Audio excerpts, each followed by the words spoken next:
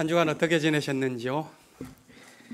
저는 지난 주간에 미국에서 일본의 손님들이 와서 함께 지냈습니다. 선생님도 두 분이나 오셨고 동료들도 여러 명이 함께 와서 강연도 듣고 대화도 하며 또 통역도 하고 그러면서 모처럼 예정을 나누는 시간을 가졌습니다. 선생님의 강연을 듣고 동료들과 함께 컨퍼런스에 참석하면서 그간 소홀히 해왔던 오래된 물음을 검토해보는 시간을 가졌습니다. 이번에 서울시에서 초청을 해서 오신 선생님은 94살의 노 신학자인 미국의 존 캅 교수인데, 그분이 지난 반세기 동안 던져왔었던 화두는 새로운 사고방식, 새로운 믿음, 새로운 삶의 방식을 어떻게 할 것인가 하는 문제였습니다. 그분은 그것을 가리켜서 생태문명 이렇게 표현을 했습니다. 이 생태문명이라는 말은 오늘날 인류 사회를 주도하고 있는 삶의 방식인 산업문명, 이것과 대비되는 용어라고 할 수 있습니다. 산업문명은 지난 수백 년 동안 인류 사회를 지배해 왔습니다. 산업문명은 그 동력을 경제에서 찾았고 사람들의 마음을 움직이는 가치를 성장으로 삼아왔습니다. 경제성장, 익숙한 말이죠. 경제성장. 이 구호는 여전히 우리 사회를 주도하고 있는 명분입니다. 그런데 이와는 달리 생태문명이란 그것이 지향하는 가치는 평화이고 그것을 가능하게 만드는 동력은 상생의 관계입니다. 따라서 생태문명이라는 화두 자체가 근원적인 질문을 우리에게 던집니다. 지금 우리가 살아왔었던 방식, 지금 살고 있는 방식이 과연 옳은가? 이대로 살아가는 것은 앞으로도 지속 가능한가? 하는 것을 묻는 것이지요. 작은 일상에 성실하게 살다 보면 보다 더 큰 물음을 우리가 잊어버리는 경우가 있습니다. 근대 자본주의 사회를 이끌고 온 산업 문명은 사실 인간의 삶을 아주 풍요롭게 만들어 주었습니다. 하지만 그 풍요가 사회적인 불평등과 소외를 낳았고 약자들에 대한 억압과 배제를 동반했으며 자연에 대한 약탈과 파괴로 귀결되었습니다. 또 모두에게 주어진 평등한 풍요도 아니었다는 것을 우리는 압니다. 이런 문제를 극복하기 위한 사회적인 실험이 한 세기 전에 이미 사회주의 혁명이라는 이름으로 시작되어서 두 세대 동안 진행되었지만 만족스러운 결과를 얻고 끝나지는 못했던 것 같습니다. 그 까닭이 무엇인지에 대한 해석이 다양하겠지만 한마디로 말하자면 근대적인 삶의 방식으로 인해서 생겨난 문제를 근대적인 처방으로 해결하려고 했기 때문이 아니겠는가, 그렇게 생각합니다. 이런 문제의식 때문인지 어느샌가부터 새롭게 거론된 진보사상은 근대로부터 벗어난다는 의미에서 탈근대, 이런 이름을 갖게 되었죠. 포스트 모더니즘이라고 불리는 이 사상은 이제 거의 인문학이나 사회과학에서 유명하게 해지게 되었습니다. 그런데 이 포스트 모더니즘이 모든 학문을 휩쓸기 시작한 지 한 세대가 지나가고 있음에도 불구하고 이상한 점은 이 탈근대라는 담론이 우리들의 삶의 방식과 정신의 품격을 그다지 향상시킨 것 같지 않고 또 그 진보 사상이 지난 한 세대 동안 우리 세계를 휩쓸었던 약탈적 체제인 신자유주의를 극복하는 그런 일을 잘 수행했다는 느낌도 들지가 않습니다. 아마도 그것은 사상이 비판에 머물러 있을 뿐 대안적인 삶의 방식을 건설하는 일에서는 느렸기 때문이 아니겠는가 하고 생각합니다. 아무리 진보적인 사상이라 하더라도 그 사상을 추구하는 사람들에 의해서 새로운 공동체가 만들어지지 않는다면 그것은 관념의 유의에 불과합니다. 진보적인 사고는 건설적인 행동으로 표출되어야 하고 그 행동이 깊어지고 넓어짐으로써 새로운 삶의 방식을 구성하는 데 이르러야 합니다. 그렇게 생각이 관념에 머물지 않고 삶의 방식으로 구현되고 있는 진보적인 담론들이 과연 존재한가? 존재하죠. 저는 그 대표적인 것 가운데 하나가 생태주의 사상이라고 생각합니다. 세계 곳곳에서 생태주의 사상을 가진 사람들에 의한 새로운 삶의 실험이 진행되어 온 지 오래입니다. 그리고 만일 이런 실험이 민간 부분에서만이 아니라 국가적인 차원에서도 전개될 수가 있다면 현재 우리 시대가 겪고 있는 수많은 고통들이 크게 완화될 것이라고 생각합니다. 물론 그렇게 되기 위해서는 사람들의 문명의식에 성숙해서 경제성장이라는 구호에 현혹되지 않을 수 있는 정신세계가 구축되어야 할 것이고 또 그것을 구현해낼 수 있는 사회적 관계 또한도 든든해야 할 것입니다. 수백 년 동안 산업문명의 시대를 지나오는 동안 인류는 끈질기게 한 가지를 문제제기해 왔습니다. 그것은 돈인가 생명인가 하는 질문이었습니다. 사실 이 질문은 어리석은 겁니다. 왜냐하면 그 답이 너무나 분명하기 때문에 그렇습니다. 그럼에도 불구하고 산업문명은 아직 이 문제를 해결하지 못했습니다. 이런 시대의 공기를 호흡하고 살아가는 우리들 역시 그것을 뛰어넘는 담대한 발걸음을 새로운 삶의 방식으로 세워가고 있지 못합니다. 낡은 관념에 사로잡혀 살아가는 경우가 허다하죠. 주님께서 이 창조절의 계절에 은총을 베풀어 주셔서 우리에게 하나님 나라를 생각할 수 있는 지혜, 그 삶을 살아갈 수 있는 힘을 우리에게 주시기를 빕니다. 오늘 마가복음 본문은 예수님과 한 청년의 대화로 시작됩니다. 대화의 주제는 어떻게 영원한 생명을 얻을 것인가 하는 것입니다. 여기에서 영원한 생명이라는 것은 생물학적인 목숨의 무한한 연장이라기보다는 삶에서 추구해야 할 궁극적인 가치를 의미합니다. 청년이 예수께 와서 무릎을 꿇고 묻습니다. 선생님, 내가 어떻게 해야지 영원한 생명을 얻을 수 있습니까? 예수님은 이렇게 대답합니다. 내가 가진 것을 다 팔아서 가난한 사람들에게 주어라. 그러면 하늘에서 보화를 차지할 것이다. 그러자 청년은 슬픈 얼굴을 하고 근심하면서 돌아가죠. 성서는 그 이유를 그 청년이 재산을 많이 가졌기 때문이라고 말합니다. 그런데 그의 슬픔과 근심이 재산에 대한 욕심에서 비롯된 것은 아닌 것으로 보입니다. 저는 그것보다는 무언가 더 깊은 것이 있다고 생각합니다. 만일 이 부자 청년의 관심이 재산 자체에 있었다면 애초에 예수를 찾아오지도 않았을 것이고 예수님의 말을 듣고 근심하지도 않았을 것입니다.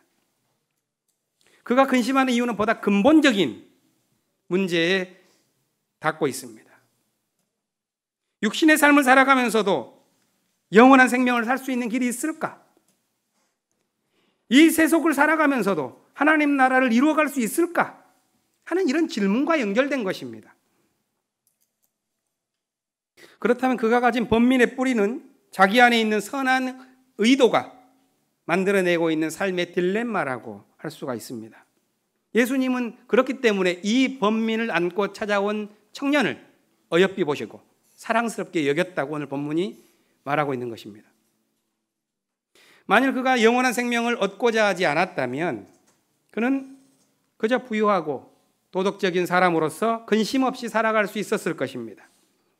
그런데 영생에 대한 물음이 그를 삶의 위기 속으로 끌고 갔습니다. 그 위기 속에서 그는 자신이 삶에서 이룩해 왔었던 그 성취가 도리어 영생을 추구해 나가는 그 물음과 그 길에서 덧치되고 있음을 느꼈을 것입니다. 영원한 생명을 얻기 위해서는 자신이 이제까지 이루어왔었던 그 모든 것을 걸어야 하는 이 상황, 그래서 자신의 성취가 보람이 아니라 도리어 덧치되고 있는 이 상황은 우리 모두에게 인생의 역설이랄까 아니면 삶의 근원적인 과제랄까 하는 것을 알려줍니다.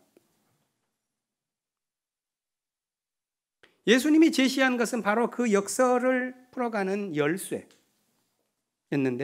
바로 그것이 모든 것을 다 가진 듯한 그 청년에게 부족한 결정적인 한 가지였습니다. 내가 가진 것을 다 팔아서 가난한 사람에게 나눠주어라. 그리고 나를 따라라. 영생을 얻기 위한 이 열쇠는 해결하기가, 갖기가 매우 어려운 것이었습니다. 자신이 가진 만큼, 호사의 케이스. 원문이 이렇습니다. 영어로는 as much as you have. 누구나 자신이 가진 만큼 다 팔아야 합니다. 그렇기 때문에 오늘 본문은 단지 부자 청년에게만이 아니라 모두에게, 우리 시대를 살아가는 모두에게 묻는 질문으로 우리가 읽을 수가 있는 거죠. 또 그것을 개인적인 차원의 윤리 지침이라기보다는 사회적인 차원에서 이루어가야 할 문명의 방식으로 생각해 보는 것도 좋을 것입니다. 오늘날의 산업 문명 체제는 어쩌면 성경 속의 부자 청년과 같은 모습을 띠고 있습니다. 기술과 지식을 많이 보유한 사람들에게 자신의 소유를 무한정 늘려갈 수 있도록 하는 이 체제. 그것은 마치 도덕과 재산, 이 둘 다 가진 부자 청년이 영원한 생명까지도 얻으려고 하는 그런 모습을 닮았죠. 그래서 부자 청년이 영원한 생명을 얻으려 했지만 실패했듯이 이 오늘날의 산업 문명 또한 성경이 말한 그 한 가지가 부족한 것입니다. 가지고 있는 만큼 팔아서 갖지 못하는 사람들에게 나눠준다는 상상력을 결코 발휘하지 못하는 것이죠. 부자 청년은 당시 사회에서 첫째와 같은 사람으로 여겨졌을 것입니다. 그러나 그는 영생을 구하는 삶에서는 꼴찌가 되었습니다. 오늘날 우리 사회 역시 수많은 첫째들을 양산하는데 골몰합니다. 그러나 여전히 한 가지가 부족합니다. 평화와 상생을 이루기 위해 담대한 행진을 벌려나가는 사람이 적습니다. 그런 믿음의 사람들이 등장해야 합니다. 첫째가 꼴찌가 되고 꼴찌가 첫째가 된다는 예수님의 말씀은 단순히 겸손의 미덕을 강조하는 개인윤리로만 읽을 수는 없습니다. 그것은 그 말은 그러한 윤리를 넘어서 역사의 질곡을 해결하는 길에 관한 근원적인 부름과 관계된 것으로 봐야 하는 것입니다. 제2성서 가운데 욥기는 독특한 책입니다. 이 책은 시대의 낡은 인습에 맞서 싸우는 한 의인의 사상투쟁을 그려내고 있습니다. 욥기의 주인공은 자기 시대가 주는 고통을 고스란히 받은 사람입니다. 그는 그 시대의 문명의식이 만들어낸 선의의 피해자, 다시 말해서 그 시대의 풍조가 만들어낸 희생양입니다. 당시의 문명의식이자 시대 풍조는 욥기 1장에서 사탄의 입을 통해서 다음과 같이 대변됩니다. 아무것도 바라는 것 없이 하나님을 경외할 수가 있겠는가? 만일 가진 것을 모두 빼앗긴다면 신을 저주하는 것이 당연하지 않겠는가? 이것이 당시의 문명의식이었습니다. 욥은 자신의 인생에서 이룬 것들, 재산과 건강, 심지어 가족까지도 모두 잃었지만 그는 신을 저주하지 않았죠. 그 시대의 시대 풍조와는 다른 삶을 살아간 것입니다.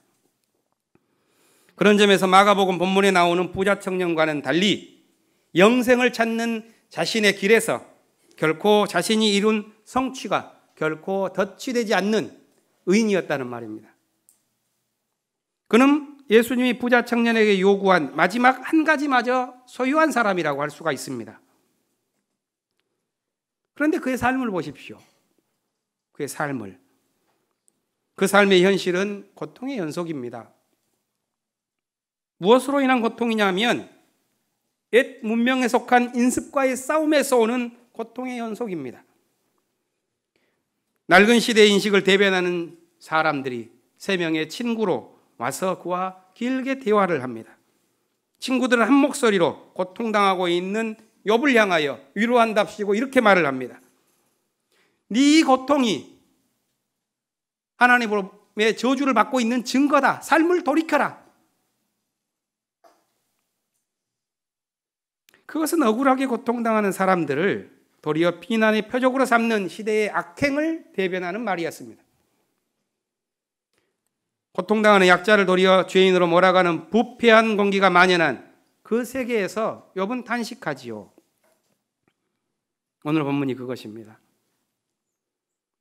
그분이 계신 곳을 알 수만 있다면, 그분의 보좌까지 내가 이룰 수만 있다면, 그분 앞에서 내 사정을 아뢰련만, 내 정당함을 입이 닳도록 변론하련만, 동쪽으로 가서 찾아도 하나님은 계시지 않고 서쪽으로 가서 찾아보아도 하나님을 뵐 수가 없구나. 욥의 이 탄식은 억울한 고통이 없는 세계에 대한 갈망이자 자신의 믿음을 잃지 않겠다는 다짐을 동시에 담고 있습니다. 그것에 대한 직접적인 표현이 10절에 나오는 아름답고도 장엄한 고백인데 오늘 본문은 그것을 빼버리고 말았죠. 10절은 개역성경으로 읽어보면 우리에게 익숙합니다. 나의 가는 길을 오직 그가 아시나니 그가 나를 단련하신 후에는 내가 정금같이 되어 나올 것이다. 이것은 욥의 다짐이자 믿음입니다. 오늘 본문은 그러나 이것을 넘어서 욥의 심정 그대로 대변하기 위하여 16절, 17절로 나아갑니다. 이 17절 마지막 구절은 무죄한 자가 고난당할 때의 실존을 그대로 보여줍니다. 히브리어 원문이 난이하기 때문에 영어 성경이든 한글 성경이든 번역본마다 아주 그 뜻이 다른 경우가 많습니다. 저는 그 가운데에서 욥의 심정을 가장 극적으로 번역한 한글 성경이 공동번역이라고 봅니다. 공동번역은 17절을 이렇게 번역해 놓았습니다. 차라리 온통 어둠에 쌓여 나의 얼굴이여 흑암 속에 묻혀버려라. 본문은 이렇게 절망적인 목소리로 끝나고 있지만 욥은 끝내 하나님을 볼 때까지 구시대의 약습을 대변하는 사상과 싸워나가는 그런 투쟁을 계속해 나아갈 것입니다. 욥기의 매력을 느끼고 싶은 분은 어떻게 하겠습니까? 저에게 500원 내도 필요가 없습니다. 11월 달 성경 공부에 참여하시면 되겠습니다.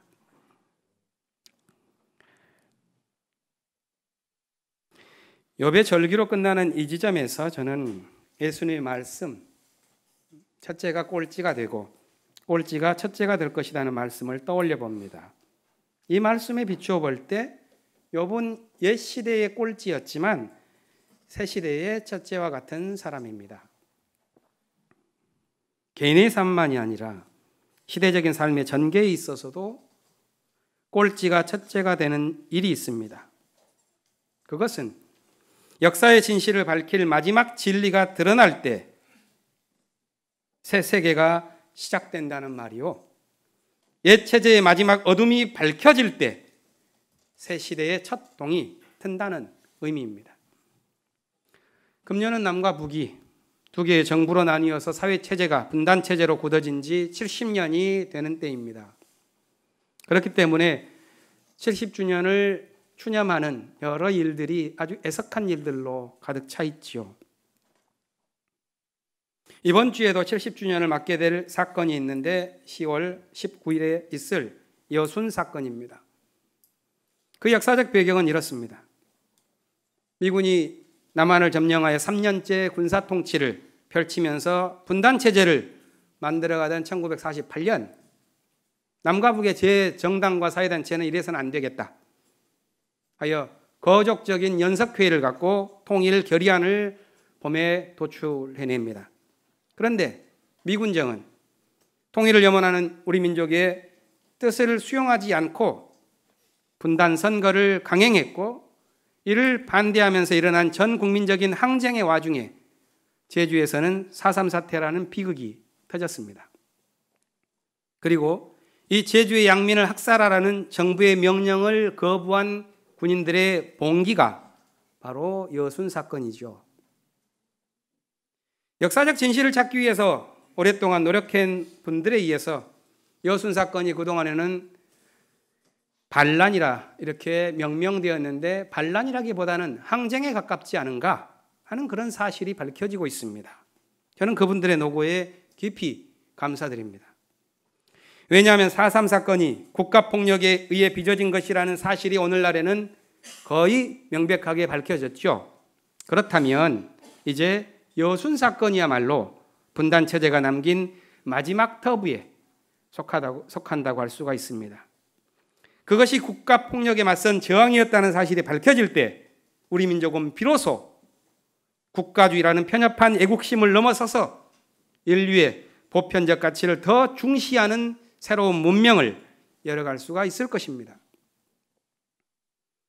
분단체제를 유지해왔던 사람들의 인습적인 마음에서는 여순을 항쟁이라고 생각하는 것은 아마 낙타가 바늘길을 지나가는 것보다 어려울 것입니다. 그러나 분단체제 너머의 화해와 통일의 시대를 위해서는 눈에 보이는 제도나 질서보다 앞으로 맞아야 할 새로운 세계에 대한 믿음이 더 필요한 것이 사실입니다. 그것은 마가복음에서 회의하고 있는 제자들에게 들려주신 예수님의 말씀처럼 사람들에게는 불가능하나 하나님에게는 모든 일이 가능하다는 믿음입니다. 또한 억울한 고통을 당한 사람을 도리어 죄인 취급하는 낡은 인습에 맞서서 오직 하나님의 얼굴을 볼 때까지 나아갔었던 욥이 가졌던 믿음이 우리에게 필요한 것입니다. 히브리서 본문은 믿음의 특징을 표현하고 있지요. 그것은 진리가 승리한다는 믿음입니다. 하나님의 말씀은 살아있고 힘이 있습니다. 날카로워서 사람의 속을 꿰뚫습니다. 그래서 혼과 영을 갈라내고 관절과 골수를 가르고 생각과 의도를 분별해 밝힙니다. 사람들의 생각과 의도는 깊은 곳에서 서로 얽혀 있습니다. 그래서 분별해 내기가 어렵습니다. 그러나 하나님 앞에 설 때 우리는 숨겨지는 것이 없고 모든 것이 드러나는 것을 경험합니다. 그것이 믿음입니다. 기독교적 믿음이란 어떤 헛된 기대가 아닙니다. 진실과 진리에 대한 확연한 신뢰입니다.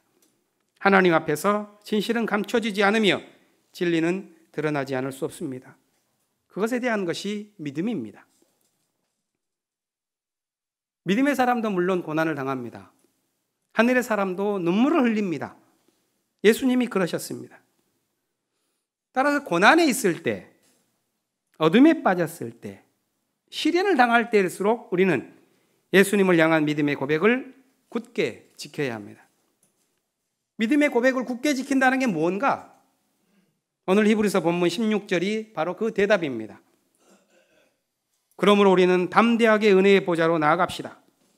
그리하여 우리가 자비를 받고 은혜를 입어서 제때에 주시는 도움을 받도록 합시다. 여기서 담대하다는 말은 헬라어로 메타파레시아입니다.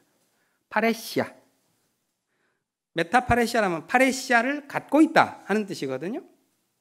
파레시아는 성경에서 4가지 뜻으로 사용됩니다.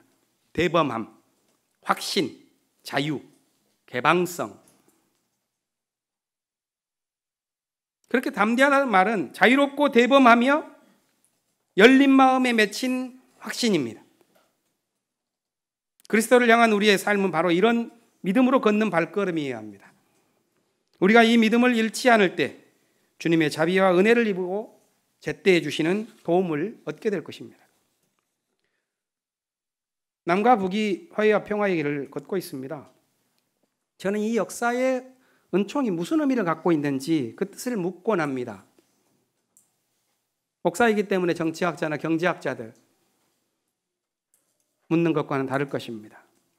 마지막 분단 국가로서 냉전 체제의 꼴찌로 살아왔었던 한반도를 통해서 하나님은 이 세계를 새롭게 펼쳐나가고자 하는 뜻을 펼치고 있는 것은 아닐까? 돈이 생명을 지배해왔었던 옛 문명을 끝내고 새로운 상생의 시대를 여는 첫째가 되도록 남과 북을 부르고 계시는 것은 아닌가? 그렇다면 이 민족이 눈앞의 이익보다는 그 사명을 이루기 위해서 하늘의 진리를 간구해야 하지 않겠는가 하는 물음입니다. 남과 북으로 나뉘어서 생겨난 대립과 갈등, 그것은 단순히 서로 다른 체제나 사상이 격돌했기 때문에 생긴 것만은 아닙니다.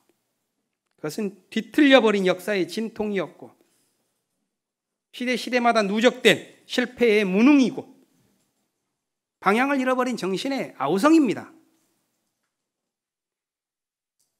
70년 전 여순 사건의 여파로 2달 후에 만들어진 법이 국가보안법이죠. 그것이 여전히 우리 사회를 규율하고 있습니다. 그러다 보니 자유에 기초한 확신, 개방성을 담고 있는 담대한 정신, 그것이 참으로 그리운 시대이죠. 저는 우리가 지금 맡고 있는 이 한반도의 화해의 물결은 바로 그런 정신을 탄생시키고 그런 발걸음을 시작하게 하려는 역사의 부름이자 하나님의 은총으로 받아들이고 있습니다. 우리가 그 은총을 누리기 위해서 모두 담대한 걸음으로 나아갈 필요가 있고 그런 걸음을 걸어 나아갈 때 역사를 살아가는 한 사람 한 사람의 마음 또한 이제까지 살지 못하고 얻지 못했었던 새로운 하늘의 선물이 가득할 것으로 믿습니다. 제때 주시는 주님의 도움을 확실하게 받는 우리 모두가 되기를 바라며 잠시 침묵하겠습니다.